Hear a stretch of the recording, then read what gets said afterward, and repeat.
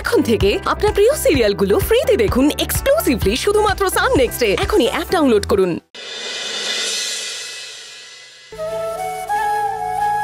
মা,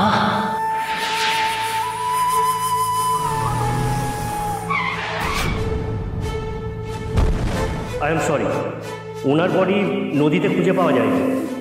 উনি হয়তো আর বেঁচে নেই।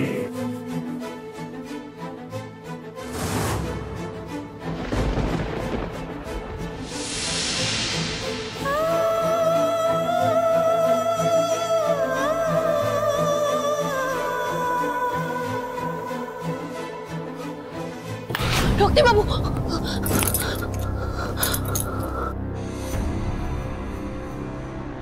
মা, রক্তিমবাবুর মা এতগুলো বছর পর ফিরে এলেন।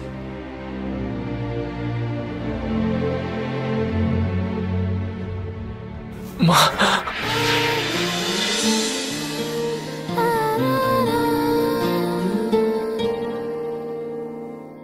তোমার চোখের শীতল পাটি তাও বিছিয়ে শুই।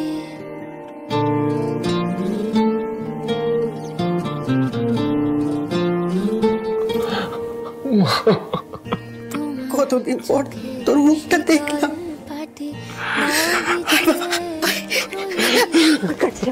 শীতের রাতে যায় না বোঝা, মনের বালিশ পশম মজা হারিয়ে গেল কই, হারিয়ে গেল কই। তোমার চোখের শীতল পাটি তাও বিছিয়ে শুই।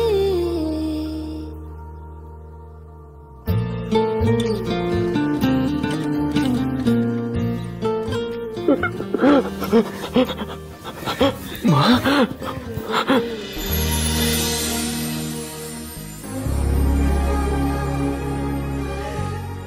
তুমি সত্যি ফিরে এসেছো।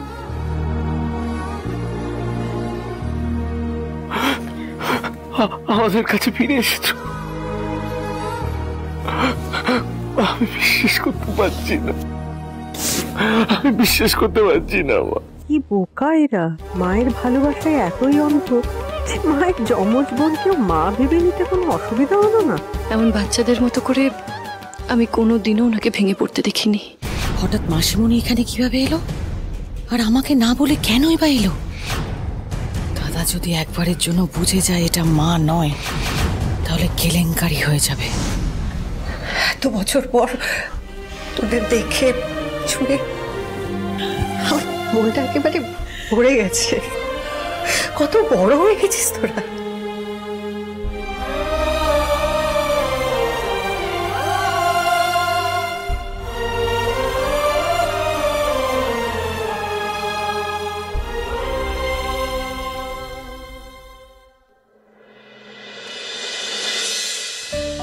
তুমি কোথায় চলে গেছিলে আমাদের ছেলে? কেন চলে গেছিলে? আমি দূরে চলে যেতে চাইনি বাবা, কিন্তু নিয়তি আমাকে তোদের কাছ থেকে দূরে সরিয়ে দিয়েছিল। আবার দেখ, নিয়তি তোদের দোরগোড়ায় আমাকে নিয়ে এসেছে। মা কথা দাও, মা আর কোনোদিন কোথাও আমাদের ছেড়ে চলে যাবে না, কোনোদিন কখনো যাবে না। তুমি কথা দাও।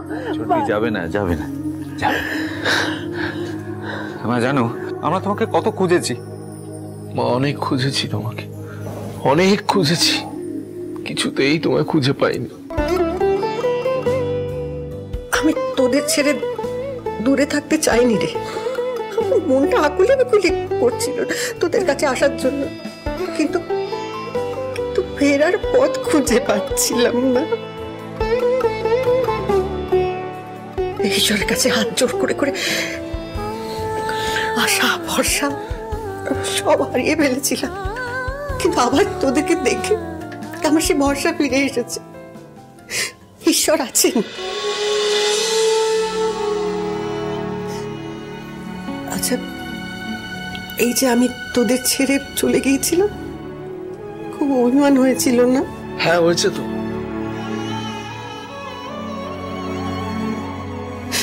পারবি না, পারবি না? তোদের মাকে ক্ষমা করে দিতে। কি বলছো কি মা? হ্যাঁ, ক্ষমা? কিসের ক্ষমা? আমাদের প্রত্যেকটা ভাই বোন তোমার জন্য দিনের পর দিন, বছরের পর বছর অপেক্ষা করেছি, কবে তুমি ফিরে আসবে।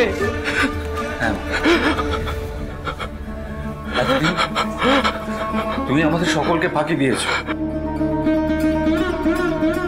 আর তোমাকে আমরা কোথাও যেতে দেবো না, বিশ্বাস করো। হায় কপাল, একই ডালিতে রক্ষে ছিল না, এবার এক শাশুড়িতে এসে জুটলো। ভগবান, তুমি এরকম কেন করো? কি জানি ইনি কেমন হবেন আমার। আমি চেয়েও তোদের ভালো মা হতে পারিনি। তোদের কোনো ইচ্ছে, কোনো কিছুই আমি পূরণ করতে পারিনি। সব কি বলছো কি তুমি মা? কি বলছো কি তুমি? তুমি আমাদের জন্য যথেষ্ট করেছো। আমাদের সৎ শিক্ষা, সৎ আদর্শ সবকিছু দিয়েছো মা তুমি আমাদের। এই দেখো না, এই দেখো আজ আমরা কোথায় দাঁড়িয়ে আছি। তোমার জন্য আমাদের সবকটা ভাই বোন নিজেদের পায়ে আমরা দাঁড়াতে শিখেছি। হ্যাঁ হ্যাঁ মা, আজ আমাদের কাছে কোনো অভাব অনটন কিচ্ছু নেই। দেখো একবার, একমাত্র আমাদের জীবনে তোমার অভাব ছিল মা। তুমি ছিলে না আমাদের জীবনে, আর সব কিছু ছিল। ভগবান যা করেন মঙ্গলের জন্যই করেন।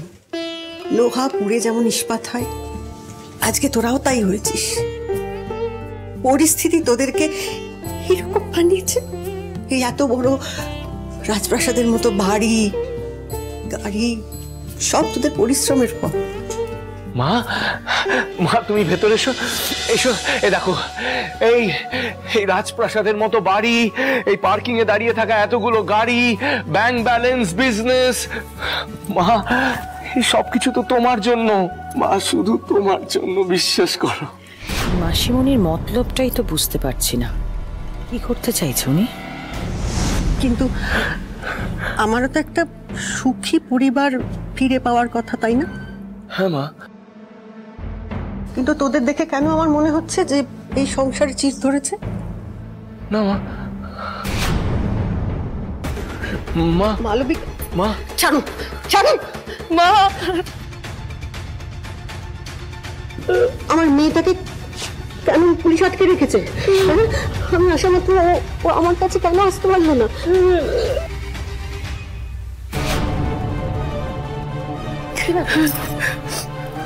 কি হয়েছে বল? হ্যাঁ, কি হয়েছে? কি অপরাধ করেছে? কি অপরাধ করেছে? আমি বাড়ি ফিরেছি কেন আমাকে দেখতে হলো যে পুলিশে বাঁচাতে? তোকে তো আমি বলেছিলাম, বল, বলেছিলাম না যে সারা জীবন এই সংসারটাকে এক ছাদের তলায় এক সুতোয় গেঁথে রাখবি? বলেছিলাম তো। তাহলে কেন বল? কেন? কি হয়েছে? কি হয়েছে বল? তোর বোনকে আলাদা করে দিচ্ছিস? হ্যাঁ, রক্তিমবাবুর মা এত বছর পর ওনাদের মাঝে ফিরে এসেছেন। এখন যদি উনি জানতে পারেন যে দিদিভাই কি কি অপরাধ করেছেন, তাহলে তো উনি একেবারেই ভেঙে পড়বেন। এই নাটকটাই তো দরকার ছিল। এইভাবে যদি আমাকে পুলিশের হাত থেকে বাঁচাতে পারে মাসিমণি, তাহলে তো সোনায় সোহাগা। আমার জন্য কি ওকে একটু ক্ষমা করে দেওয়া যায় না? হ্যাঁ বল। মা, আমি সব বলছি তোমায়, তুমি এদিকে এসো।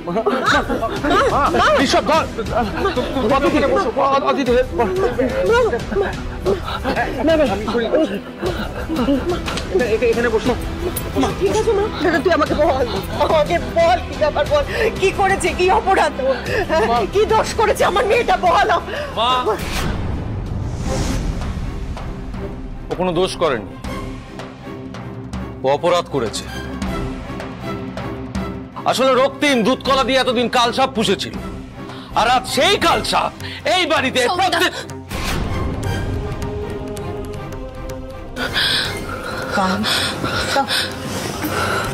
মানে না, এর কোনো মানে নেই মা। তোমার শরীরটা খারাপ, তুমি একটু রেস্ট করো, জল খাবে। না দিদি, মায়ের সবটা জানা উচিত। দাদা, হ্যাঁ, মাকে আমরা সবটা খুলে বলবো। বাবু, আমার কিছু কথা ছিল, প্লিজ।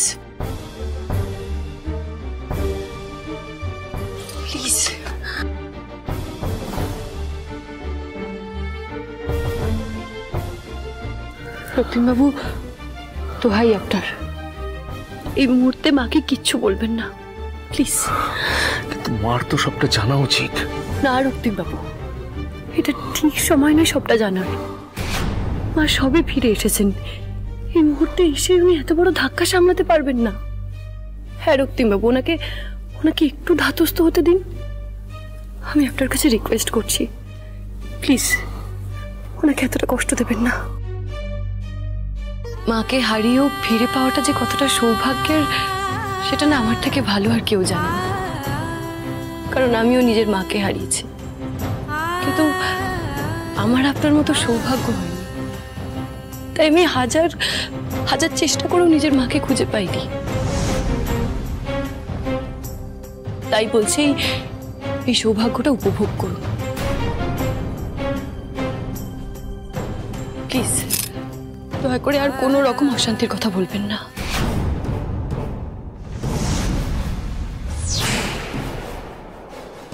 দিদিভাই কিছু করেননি, আসলে ফ্যাক্টরিতে একটা কাজের জন্য পুলিশের সাথে যাচ্ছিলেন আর কি। কেন এটা করছো ডালি? মালবিকা এই পরিবারের এত ক্ষতি করেছে, সেটা জেনেও তুমি? না সুমনদা, ওনার জন্য না, আমি যা করছি মায়ের জন্য করছি। মা এতগুলো বছর পর বাড়িতে ফিরে এসেছেন। ওনার তো স্বপ্ন ছিল বলুন, রক্তিমবাবুরা 4 ভাই বোন সবসময় একসাথে এক হয়ে থাকবেন। তাই আমি রিকোয়েস্ট করছি, আপনি প্লিজ মাকে সব কথা বলবেন না।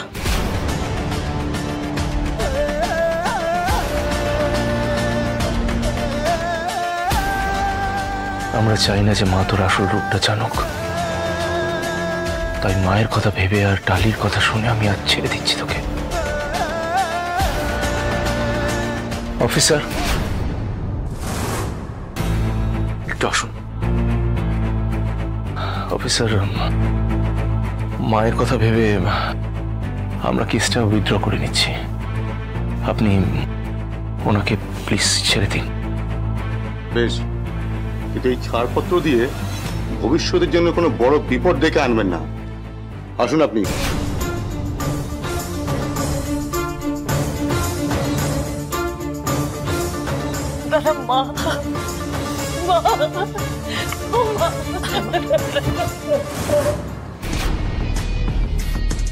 খুব তো বলেছিলে আমাকে আসতে হবে না, কিন্তু আমি সময় মতো না এলে তোমাকে যে হাজত বাস করতে হতো, তো ভগবানকে ধন্যবাদ দাও।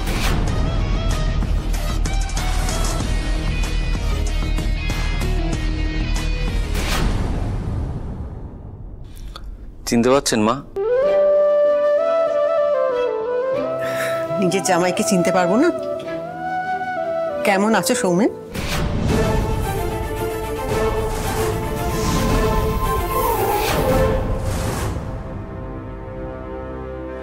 মা তো চিরকাল আমাকে নিজের ছেলে মনে করতেন, কোনোদিন জামাই বলে ডাকেননি, সবসময় সৌম বলে ডাকতেন। তবে এখন সৌমেন বলছেন কেন? ভালো আছি মা। এই তো চেয়েছিলাম সবাই যাতে এক ছাদের তলায় একসঙ্গে থাকে। এক সময় তো আমাদের মাথার উপর ছাদ ছিল না, আর আজ এই এত বড় রাজপ্রাসাদ, এত গাড়ি। কিন্তু আমি জানি না এখানে থাকাটা আমার শোভা পায় কিনা। এসব কি বলছো কি মা? তোমার আশীর্বাদেই তো এই সবকিছু হয়েছে। তুমি এই বাড়িতে শোভা পাবে না তা কখনো হয়? রক্তিম, রক্তিম বাবা, আমার চেয়ে খুশি বোধ হয় পৃথিবীতে আজকে আর কেউ। আমার 4 ছেলে মেয়ে একসঙ্গে। আয় আয় অদিতি, আয়, আদর করি, আয় আয় এসব আয়। আমি যে কি খুশি। আমি আবারও বলছি ডালি, এটা ঠিক হলো না। মালবিকা আবার ছাড়া পেয়ে গেল। হয়নি সৌমেনদা, মালবিকা দেববর্মন আর কোনো রকম অপরাধ করার জায়গা দেয়নি। আর একবার ভালো করে তাকিয়ে দেখুন তো, আজ মাকে ফিরে পেয়ে সবাই কত খুশি। আমি একটু আসছি। মা আমার ছেলে মেয়েরা অনেক বড় হয়ে গেছে, তুমি দেখবে না? আয় না তোরা। আমার বাবা কত বড় হয়ে গেছে মা। মা দাঁড়াও, এই আয়। কি বললো? দাঁড়িয়ে কেন? ছোট আমার একমাত্র সন্তান ছোট। তাই আমার দাদু ভাই বড় হও, অনেক ভালো তোমার। মা বলছি ইন্ট্রোডাকশনের পালা এখনো শেষ হয়নি। ও হচ্ছে আমার স্ত্রী ঝুম। স্ত্রী ঝুম? আরে আরে তুই এর মতো বিয়ে করে ফেলেছিস? আরে বড় হয়ে গেছি তো। বড় হয়ে গেছি। প্রাণ ভরে তোমার আশীর্বাদ করি, তুমি সৌভাগ্যবতী হও। দেখি অনেক গল্প হয়েছে, এবার শরবত খেয়ে নিন। এই sorry, I am so sorry, আমি না একদম বুঝতে পারিনি, আমি এক্ষুনি পরিষ্কার করে দিচ্ছি। দাঁড়াও,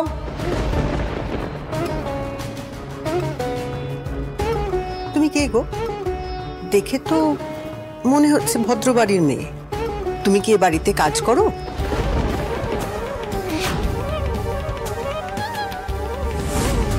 এ বাড়িতেই থাকো?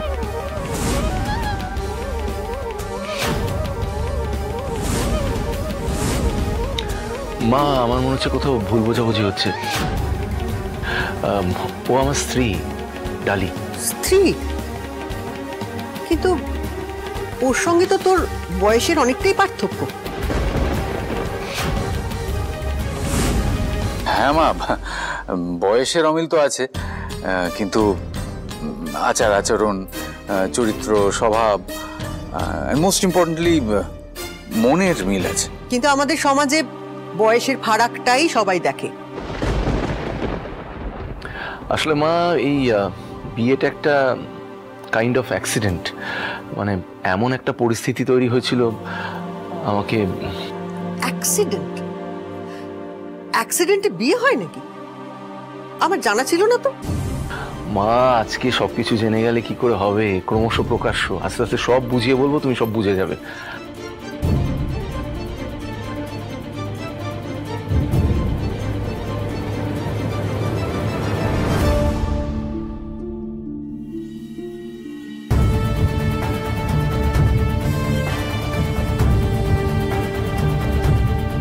মা, এই যে দেখছো না, এই রাজপ্রাসাদের মতো বাড়ি, এই বাড়ির প্রত্যেকটি ইট, কাঠ, বালি, পাথরের মধ্যে কিন্তু প্রাণ এই ডালি দিয়েছে।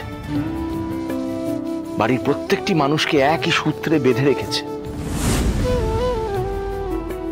প্রত্যেকটি মানুষের মনের মধ্যে ভালোবাসা, সহানুভূতি, এগুলো ডালি নিয়ে এসেছে। মা,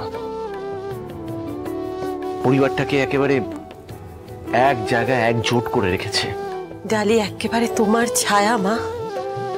অ্যাবসলিউটলি মা, তুমি যেভাবে গোটা পরিবারটাকে আগলে রাখতে, বৌদিও ঠিক সেইভাবেই গোটা পরিবারটাকে একদম আগলে রাখে। ইনফ্যাক্ট আমার আর ঝুমের বিয়েটাও বৌদি দিয়েছে। তা তো করবেই, বোন হয়ে দিদির পাশে তো থাকবেই। কিন্তু ডালি ঝুমের নিজের বোন নয়, ঝুমের বাবার দত্তক কন্যা। ডালির জন্ম পরিচয় যাই হোক না কেন মা, ডালির আসল পরিচয় পাবে তুমি ওর ব্যবহারে। জানো মা, আমি অনেকগুলো বছর স্মৃতি হারিয়ে অসুস্থ ছিলাম। আমার সব স্মৃতি ফিরিয়ে দিয়েছে ডালি। শুধু তাই নয়, আমার একমাত্র সন্তান ছোটনকে আমি হারিয়ে ফেলেছিলাম মা। ছোটনকে আবার আমার কোলে ফিরিয়ে দিয়েছে ডালি।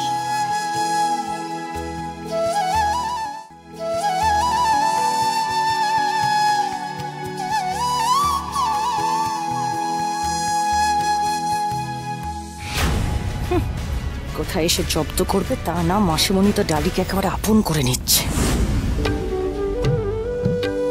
সবার মুখে যা শুনলাম তাতে তো মনে হচ্ছে তুমি এ বাড়ির যোগ্য বউ। তোমার দায়িত্ব কিন্তু অনেক বেড়ে গেল। চিন্তা নেই, সব দায়িত্ব কর্তব্য আমি মন দিয়ে পালন করব। আর একবার যখন আপনি এসে গেছেন, তখন আর কিচ্ছু খারাপ হবে না। এই তো সবে শুরু, এখনো অনেক কিছু বাকি। মানে মানে দেববর্মন বাড়ির বউকে দেববর্মন পরিবারের প্রধান হতে হবে তো। আল্লাদু, এদিকে এসো। মা, ও আমার বোন শ্রেয়া। থাক থাক, অনেক বড়। মা চলো এবারে ঘরে চলো। বলছি, মা এত বছর পর বাড়িতে ফিরে এসেছেন, ওনাকে বরণ করে ঘরে তুলবেন না? বরণ? এ বাড়ির বড় বউ তুই, তুই বরণ ডালাটা নিয়ে আয়, মাকে তুই বরণ করে ঘরে তোল। যা, নিয়ে আসছি। মা এই তো এসে গেছে।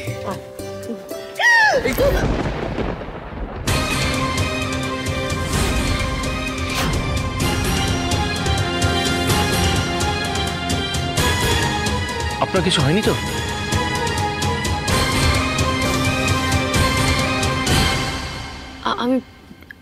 আমি ঠিক আছি। কোনোদিনও তো আমার হাত থেকে বরণ ডালা এইভাবে পড়ে যায়নি। তবে আজ এটা কিসের ইঙ্গিত? দেখলে তো আমার তেজ তোমার সহ্য হলো না তো ডালিম। আমি আসতেই তোমার বিপদ ঘনিয়ে এলো, আর এবার সোজা আমার সাথেই তোমার মুখোমুখি লড়াই হবে।